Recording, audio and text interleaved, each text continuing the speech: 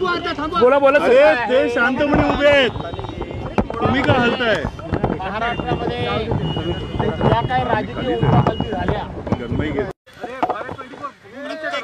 पक्षाचे पक्ष बैठका बोलवत आहेत. महाराष्ट्रामध्ये घडत असलेल्या राजकीय ज्या काही घटना आहेत त्या घटनेचा एकंदरीत राज्यामधल्या वेगवेगळ्या जिल्ह्यांमध्ये कशा प्रकारचा परिणाम होऊ शकतो, त्या संदर्भामध्ये काय राजकीय समीकरणं बदलू शकतात, न बदलू शकतात, याबाबत पक्षाच्या आजच्या बैठकीमध्ये आमचे पक्षप्रमुख आदरणीय उद्धवसाहेब ठाकरे यांनी चर्चा केली, उहापोह केला आणि आम्हा सर्वांकडून त्या संदर्भामध्ये आढावा घेतला. उद्धव साहेबांनी दौरा करावा अशा प्रकारचा आम्ही आग्रह करण्यापेक्षा उद्धव महिने मला महाराष्ट्रामध्ये फिरायचं आहे असं सातत्याने सांगतायत, परंतु मध्यंतरी पाऊसच नव्हता. आता पाऊस बऱ्यापैकी झालेला आहे, त्यामुळं उद्धव साहेब महाराष्ट्राच्या दौऱ्यावर लवकरच बाहेर पडतील असं आम्हाला वाटतं. शिवसेना एकटी लढेल आणि ताकदीने शिवसेना त्या प्रकारचा कोणताही विचार, कोणतीही चर्चा, पुसटचा सुद्धा उल्लेख त्या ठिकाणी कुणी केलेला नाही. एक कारणाशिवाय भारतीय जनता पार्टीकडून आमच्यामध्ये फूट पाडण्याकरता, आमच्या आपसामध्ये महाविकास आघाडीमध्ये अविश्वासाचं वातावरण निर्माण होण्याकरता आणि स्वतःचा राजकीय स्वार्थ साधण्याकरता म्हणून भारतीय जनता पार्टी अशा प्रकारच्या अफवा या पसरवत आहे, परंतु भारतीय जनता पार्टीवर आता कोणाचाही विश्वास राहिलेला नाही.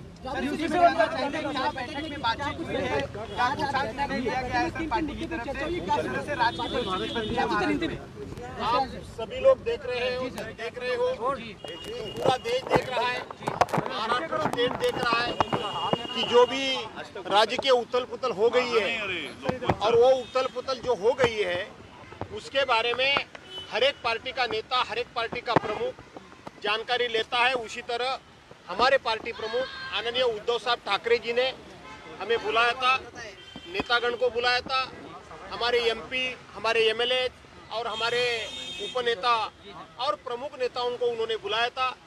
और जो महाराष्ट्र में जो अभी उथल पुथल हो गई है उसका पॉलिटिकली क्या इम्पैक्ट हो जाएगा, जिले में या गांव-गांव में लोगों की मन में कुछ अस्थिरता पैदा हुई है क्या, इसकी जानकारी ले ली और हमें उसके बारे में उन्होंने बिल्कुल हमें मार्गदर्शन किया. और मार्गदर्शन करते हुए हमें निश्चित स्वरूप से एक कॉन्फिडेंस हमारा बढ़ गया है कि कुछ भी उथल पुथल भाजपा करे, लेकिन दिन ब दिन यहाँ महाविकास आघाड़ी मजबूत हो रही है, सस्टेन हो रही है. पावसाळी अधिवेशन सुरू होत आहे, पावसाळी अधिवेशन सुरू होत आहे, पावसाळी अधिवेशन सुरू होत है. यूसीसी को लेकर चर्चा हुई, यूनिफॉर्म सिविल कोड को लेकर चर्चा हुई है क्या अंदर? ऐसा है कि सभी बातों पे आज की महंगाई, आज के बढ़ते हुए अत्याचार, मणिपुर में हो रहा है लॉ एंड ऑर्डर का पूरा जो वहाँ सत्यानाश हो गया है, ऐसी सभी मामले में 2 दिन पहले देश के प्रधानमंत्री जिस राष्ट्रवादी कांग्रेस पर पार्टी पे करप्शन के, भ्रष्टाचार के आरोप करती है और वही पार्टी उनको मंत्रिमंडल में शामिल करती है, इसी सभी बारे में चर्चा होगी.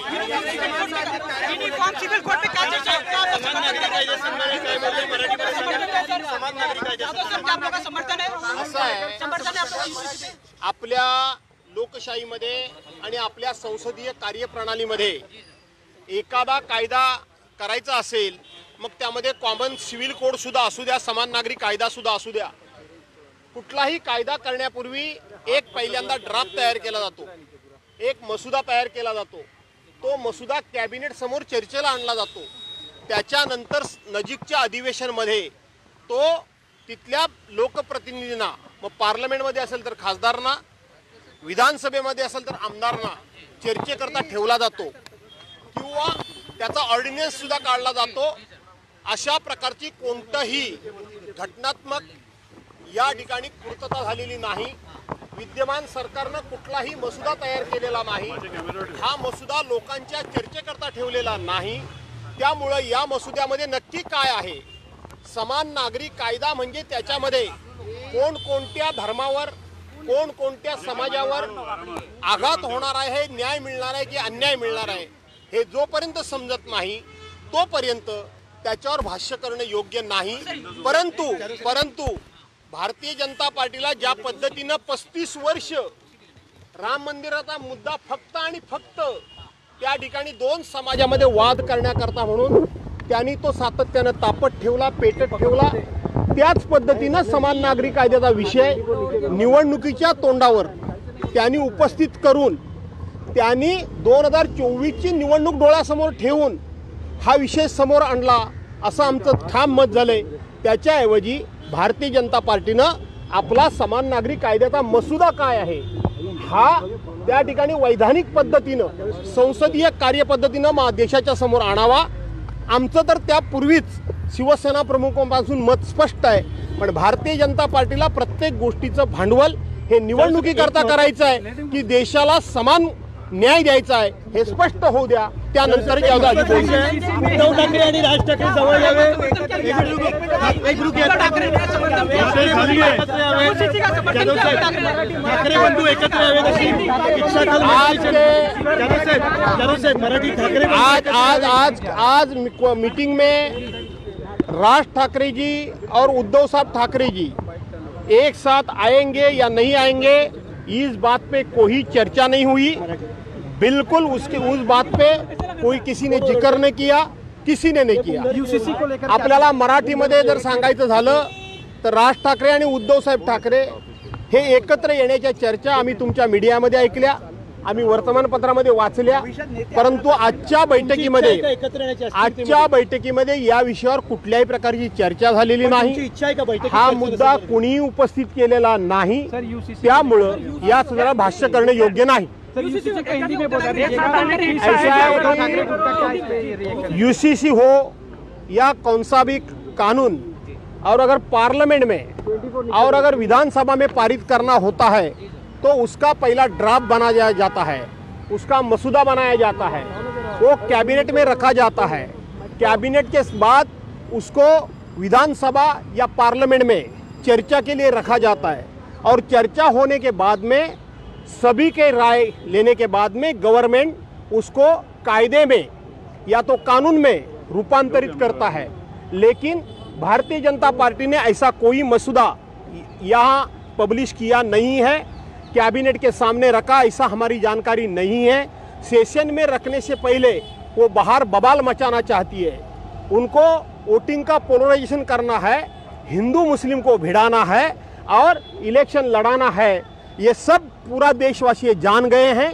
तो भारतीय जनता पार्टी पहला मसूदा रखे, उसके बाद में सभी जातियों को, सभी धर्म के लोगों को, देश के सभी 140 करोड़ जनता को ये समान नागरिक कायदा मतलब यूसीसी से क्या फायदा हो सकता है, ये जब सामने आएगा तभी ही पूरा देश इसके बारे में बयान देगा। समर्थन करा था सर पहले, हमने अभी भी बोला कि हम समर्थन करते हैं करके।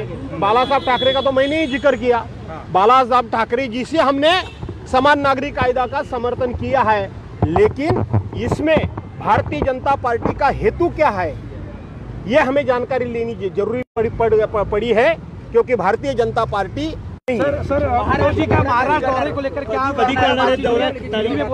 कसं नियोजन, कोणावर मुख्य जबाबदारी दिली? उद्धव साहेबांची दौऱ्याची तारीख मला नक्की माहित नाही, परंतु तो दौरा ठरवण्याचं काम आमच्या पक्षाचे सचिव करतात।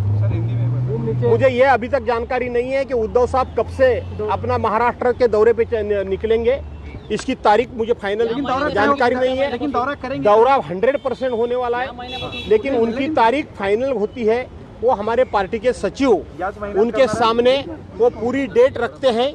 अधिवेशन संदर्भात काय चर्चा झाली? उसी के साथ जैसा हमारे 40 MLA छोड़ के भी शिवसेना उद्धव बाला साहब ठाकरे मजबूत हो गए, वैसी ही एनसीपी मजबूत हो जाएगी और अब आगे के देखेंगे हमारी महाविकास आघाड़ी उससे भी और मजबूत हो जाएगी। धन्यवाद।